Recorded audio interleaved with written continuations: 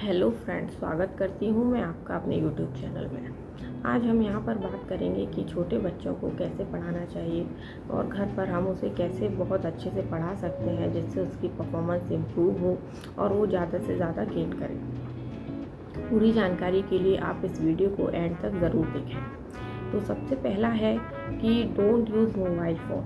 आप बच्चों को पढ़ाते वक्त मोबाइल फ़ोन का यूज़ बिल्कुल भी ना करें। और इसके लिए ये है कि अब जैसे कि आपको बच्चे को कोई भी टॉपिक पढ़ाना है या कोई चैप्टर पढ़ाना है, आप बच्चे को पढ़ाने से पहले एक बार खुद उसको देख लें। और अगर आपको ऐसा लग रहा है कि आपको कोई चीज़ उसमें समझ नहीं आ रही है या कोई ऐसा वर्ड है जिसका मीनिंग आपको नहीं पता है, तो आप उसको पहले से ही सर्च करके रखें और ख़ुद अच्छे से समझ लें, जिससे कि आप जब भी अपने बच्चे को पढ़ाने के लिए बैठें तो आपको फ़ोन का यूज़ नहीं करना पड़ेगा। और आप क्योंकि क्या होता है कि जब हम फ़ोन का यूज़ करते हैं पढ़ाते टाइम तो बच्चों का फोकस डिस्टर्ब होता है और पढ़ाई की जगह उनका फोकस मोबाइल में शिफ्ट हो जाता है। तो इसीलिए पहला तरीका तो ये है कि जब आप बच्चे को पढ़ाने बैठें मोबाइल को अपने से दूर रखें। और अगर कोई कॉल भी आ रहा है तो मेरा ये मानना है, अगर वो अर्जेंट कॉल नहीं है तो आप रिसीव भी ना करें। आप पढ़ाने के बाद वो काम कर सकते हैं, क्योंकि बच्चे को पढ़ाना ज़्यादा ज़रूरी है। दूसरा तरीका है कि हम बच्चे को कैसे पढ़ाएं कि वो उस चीज़ को लॉन्ग टर्म तक याद रखे या फिर उसको वो चीज़ ज़्यादा अच्छे से समझ में आए।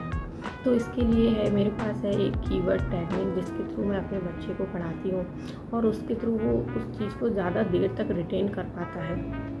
तो कीवर्ड टेक्निक में हम क्या करते हैं कि जैसे कि अगर मुझे अपने बच्चे को कुछ पढ़ाना है, सपोज़ कीजिए फिल इन द ब्लैंक्स, या फिर मुझे ट्रू फॉल्स या लर्न करवाने हैं, अपने बच्चे को समझाने हैं, तो मैं उसकी जो पूरी सेंटेंस होता है उनमें से कोई एक दो ऐसे कीवर्ड्स पिक करती हूँ जो जिन पर ज़्यादा फोकस करूं और बच्चा उनको लर्न करे, समझ ले और उसके थ्रू वो क्वेश्चन सॉल्व करे। जैसे कि हम इसको एक एग्जांपल से समझते हैं। एक ट्रू फॉल्स है, mouse is a input device. तो ये ट्रू होगा। मैंने बच्चे को याद करा दिया है कि mouse is a input device, it is true.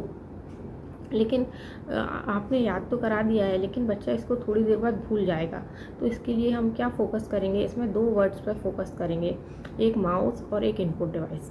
तो बच्चे को समझाएंगे कि माउस जो है एक इनपुट डिवाइस है, उसको 2-3 बार ये चीज़ समझाएंगे तो उसको वो चीज़ याद हो जाएगी कि माउस इनपुट डिवाइस। अगर माउस के साथ इनपुट डिवाइस लिखा आ रहा है तो मीन्स ये ट्रू है।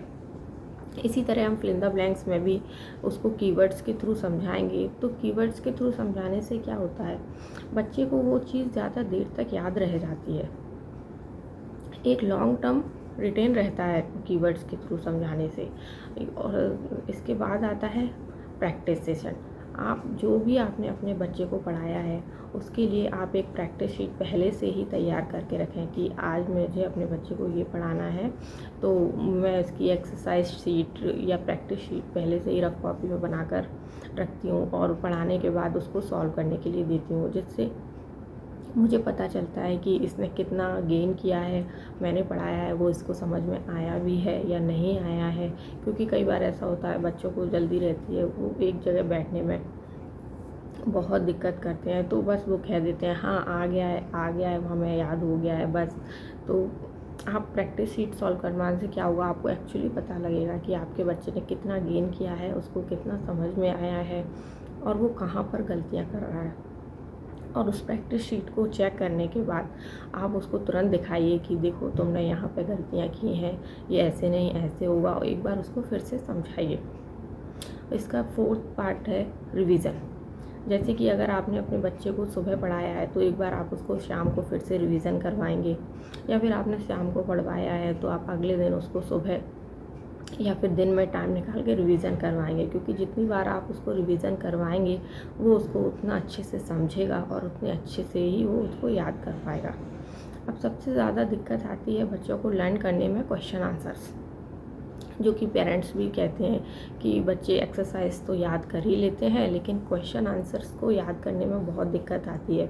या फिर ऐसा होता है बच्चे घर पर तो याद कर लेते हैं लेकिन एग्ज़ाम हॉल में जाके भूल जाते हैं। एक्चुअली इसका कारण भी है क्योंकि घर पे हम चैप्टर वाइज पढ़ाते हैं, बच्चों को पता होता है मम्मा ये चैप्टर पढ़ा रही हैं तो हाँ इसमें ये आएगा ये आएगा। तो उनको थोड़ा सा आराम रहता है। लेकिन वही क्वेश्चन जब एग्ज़ाम हॉल में आता है तो सब कुछ बच्चे के माइंड में मिक्स हो जाता है, क्योंकि वहाँ पर सिलेबस ज़्यादा होता है, सारे चैप्टर मिक्स हो चुके होते हैं, तो बच्चे आइडेंटिफाई नहीं कर पाते हैं कि ये क्वेश्चन किस चैप्टर में था और मैंने इसमें क्या याद किया था और मैं क्या लिखूँ। तो यही कारण होता है कि बच्चे एग्ज़ाम हॉल में भूल जाते हैं, जबकि पेरेंट्स कहते हैं कि हमने तो घर पे याद करवाया था और फिर भी पता नहीं बच्चा क्यों नहीं लिख पाया। तो इसके लिए भी एक कीवर्ड्स वाली टेक्निक है, वो काम करती है और बहुत अच्छे से बच्चे को समझ में आ जाता है कि इस क्वेश्चन में मुझे क्या लिखना है। जैसे कि मैं आपको एक एग्जांपल के थ्रू समझाती हूँ। क्वेश्चन है व्हाट इज़ फोटोसिंथेसिस। ये साइंस का क्वेश्चन है। अब आप बच्चे को इसको लर्न करवाएंगे, इसकी डेफिनेशंस लर्न करवाएंगे, आप उसको समझाएंगे कि फ़ोटोसिंथेसिस क्या होता है, इसमें क्या प्रोसेस होती है, और उसको एक बार लिखवा के प्रैक्टिस करवाएंगे। तो हम इसमें पूरे क्वेश्चन में हम फोटोसिंथेसिस वर्ड पर बहुत ज़्यादा फोकस करेंगे, जिससे कि अगर एग्ज़ाम में बच्चे को किसी भी क्वेश्चन में ये फोटोसिंथेसिस वर्ड मिलता है तो उसको वही आंसर लिखना है जो घर पर लिखवाया है। क्योंकि कई बार क्या होता है, क्वेश्चंस को तो टीचर्स चेंज कर देते हैं। जैसे कि बुक में दिया है व्हाट इज़ फोटोसिंथेसिस, टीचर ने दे दिया right short note on photosynthesis, या टीचर ने दे दिया है कि डिस्क्राइब फोटोसिंथेसिस। तो वहाँ पर बच्चे कंफ्यूज हो जाते हैं कि मैंने तो ऐसा क्वेश्चन देखा ही नहीं, मेरी बुक में तो ये वाला क्वेश्चन था ही नहीं, मैम ने दे दिया है, तो अब मैं क्या करूँ, और बच्चे उसे छोड़ देते हैं। इसीलिए आपको कीवर्ड्स पर ज़्यादा फोकस करना है और उसके थ्रू ही बच्चों को लर्न करवाना है, और इससे बेनिफिट मिलता है। और मेरे बच्चे की परफॉर्मेंस तो काफ़ी इम्प्रूव हुई है। और आप एक बार बच्चे जो भी जैसे क्वेश्चन आंसर लर्न करवाते हैं, आप उस क्वेश्चन आंसर को लर्न करवाने के बाद एक बार उसको लिखवा के प्रैक्टिस ज़रूर कीजिए।